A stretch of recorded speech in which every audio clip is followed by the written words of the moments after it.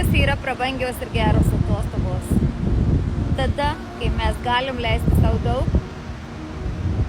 bet mokėti ir išleisti mažai.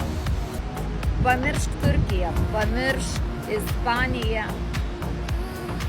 Atvažiuok į čia, į šitą nuostabią šalį ir atostogauk gan prabangiai, geruose viešbučiuose, valgyk jūros gėrybės už labai mažą kainą, gan geruose restoranuose, ant gatvės valgyti nebereikia. Pilno kūno masažas čia kainuos tau 1 valanda nuo 6 eurų vienam žmogui. Jeigu nori pasilikti viešbutyje ir gauti luksūrinį spa, tu mokėsi tik 30 eurų už 90 minučių. Geri pietus geram restorane 2 žmonėm kainuos tau maksimum 30 eurų. O geriausias dalykas tai yra taksi. 35 kilometrai, maksimum sumokėjau 7 eurus. Iš oro uosto iki viešbučio 7 eurai.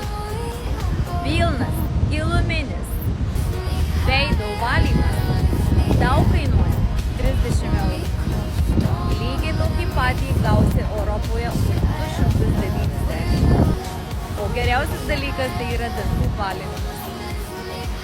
Europoje mes mokomės su lazeriu valinti dantis už 290 eurų. Čia gausi už 60. Dienos turai.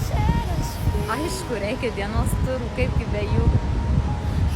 Pigiausias dalykas yra tai, kad gali užsisakyti Grab vairuotoją ir tave nuveš bet kur. Jisai neima pinigų už laukimą, tai yra free time'as, naudojasi ir vaikštai kiek tu nori, jisai tavęs laukia.